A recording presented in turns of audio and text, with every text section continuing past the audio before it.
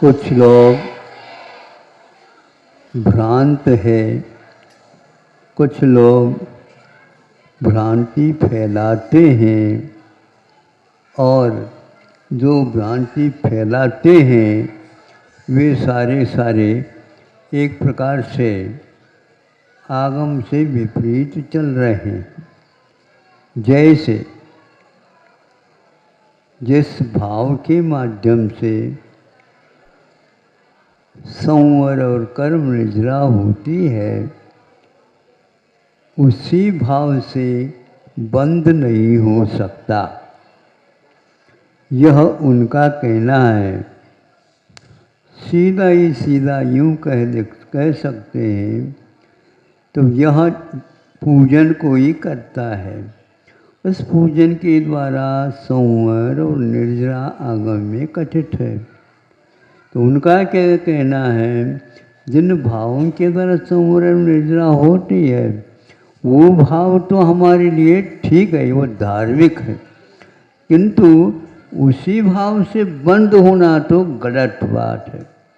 ये उनका भ्रम है। आगम में ये कहा गया है, जो व्यक्ति इस कारण काल की व्यवस्था नहीं समझता वही इस प्रकार कहता है। उदाहरण ये दिया गया है वन्यवत, अग्नि के समान। कैसे? अग्नि के द्वारा अनेक कार्य होते नजर आते हैं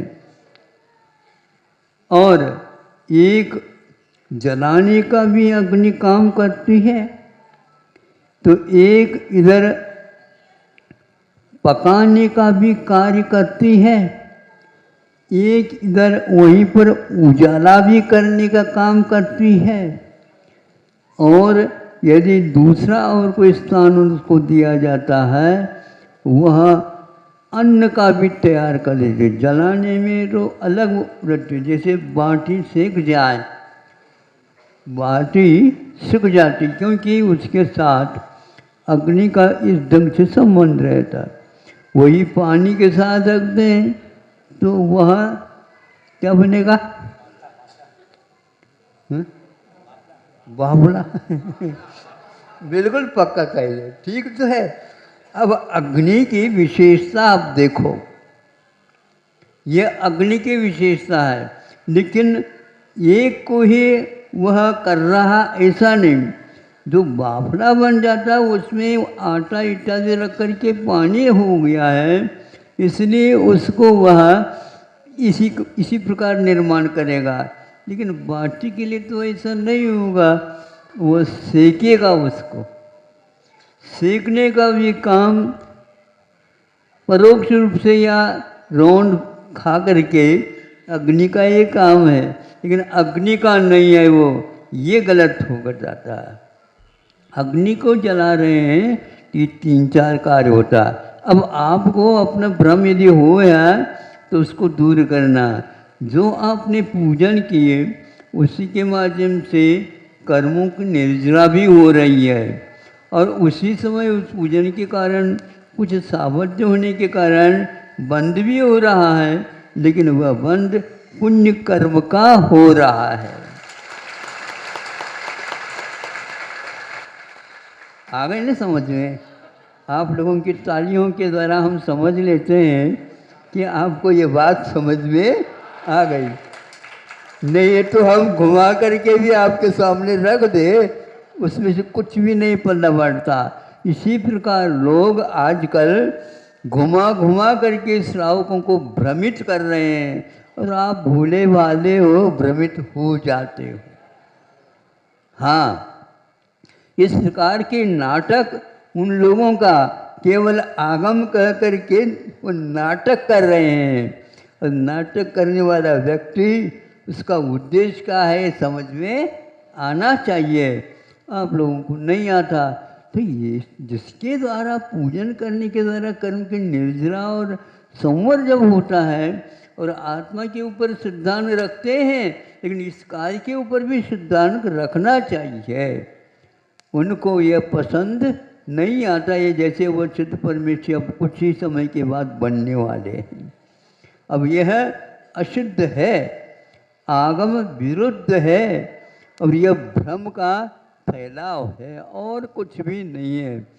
ऐसी चीज़ें जो धार्मिक अनुष्ठान को भी जो व्यक्ति केवल बंध का कारण मानता है और इस प्रकार यह आगम से विपरीत करता है, उस आगम को हम मानते ही नहीं। इतना ही नहीं, और हम डंकी की चोट के साथ कहना भी चाहते हैं, इससे आप दूर रहिए। जिस व्यक्ति के माध्यम से भ्रम पैदा होता है उस व्यक्ति से ही दूर नहीं रहिए, उसकी छाया भी नहीं पड़ना चाहिए, क्योंकि उस छाया में भी उसके पास जाना होता है, इसलिए उससे भी आप दूर रहिए।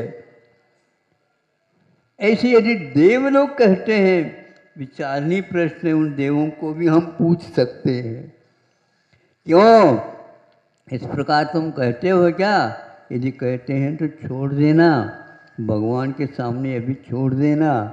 भगवान कुछ नहीं कहते तो इसका अर्थ ये नहीं है हमें उन्होंने कहा है तुम यहाँ पर बैठे रहो, और ऐसा कोई आता है उसकी कान पकड़ करके कह दो, ये गलत बात है।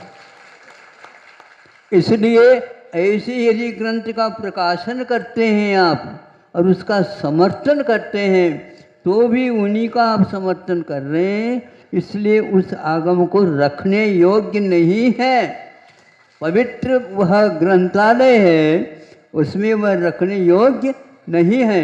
इसी प्रकार का कोई भी ऐसा भ्रम का विषय होता है उसको पास न रखिए। इन पवित्र क्षेत्रों में भी इस प्रकार का यदि होता है, इसके लिए जनता कमर कस करके खड़ा होना पड़ेगा। हाँ, तब यह कहीं जा कर के यह अभियान तब होगा, तब इन लोगों को थोड़ी जी बुद्धि जी का जागरण हो सकता है। नहीं तो वे इस प्रकार जो ध्यान रखना, पुलिस उसी व्यक्ति को पकड़ लेती है जिस किसी दुकानदार को नहीं पकड़ती, किंतु जो उस दुकानदार को पकड़ती है जो व्यक्ति माप तोल, तराजू और बाँट इन दोनों में गड़बड़ी करता है। नहीं, ये तो हमारी दुकान है, ये हमारा सेल्समैन है, ये हमारा ये है, सभी आपका है, लेकिन बाँट और नाप तोल मीटर के लकड़ी वह आपकी नहीं हो सकती, हम उसकी परीक्षा करेंगे और यदि वह ठीक नहीं निकली तो उसी के द्वारा उसकी मारपीट भी होगी, मरम्मत होगी। ऐसा नहीं, भक्त को तो एक प्रकार से इन सब चीज़ों से दूर होना है। और आप लोगों को आज इसलिए कह रहा हूँ, इस प्रकार की फैलाव बहुत जोर से चालू होने वाली है, उसके लिए आप तैयार हो जाइए। यहाँ के इस इलाके में इसका जोर ज़्यादा है, क्योंकि यहाँ पर हम आ नहीं पाए।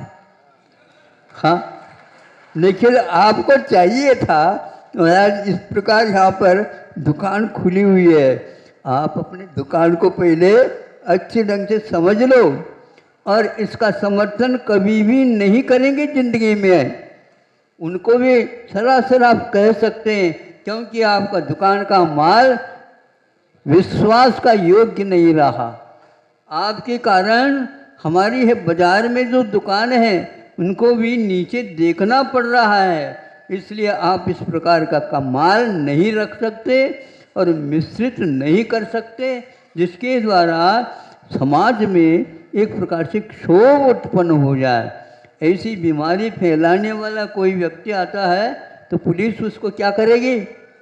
हैं? बिना पूछे पिटाई करेगी, पिड़ाई करेगी, कहाँ ये पता तक नहीं लगेगा। ध्यान रखना, कोई जमानत नहीं, क्योंकि जिसके पीछे सारी सारी जनता हैरान है।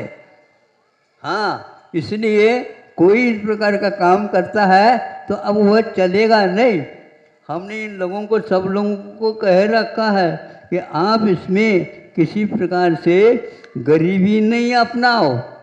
हाँ, इससे जो है हानि होती है, जो व्यक्ति इस प्रकार के बारे में कुछ कहता नहीं तो उसको कुछ न कुछ तो मिलता होगा, क्या तो डर है उसको।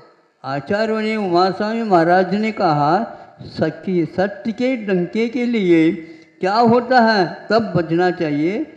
क्रोधश्च त्यागम, लोभश्च प्रत्याख्यानम और हास्यश्च प्रत्याख्यानम।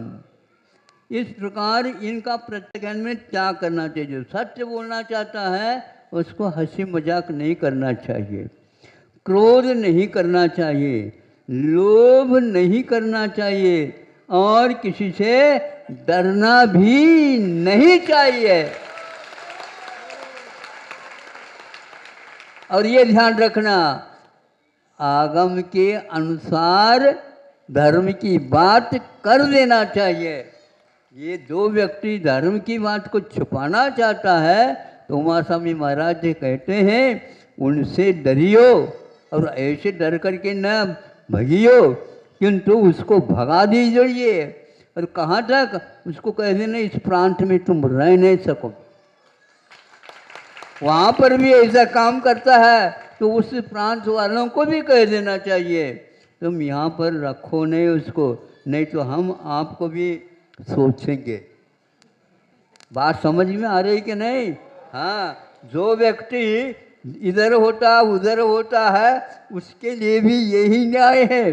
भैया तुम्हारा क्या मत है, बताओ, तुम्हारा किस मत के हो, आप किस्मत के हो क्या नहीं? तुम्हारा यदि किस्मत बिगड़ता है तो हम उसको भी हम ठीक कर देंगे। हाँ, इसलिए हम इससे अब किसी प्रकार से रखेंगे नहीं। किसी के लिए दया करते हैं इसका अर्थ ये नहीं है हम उसके पोषक हैं।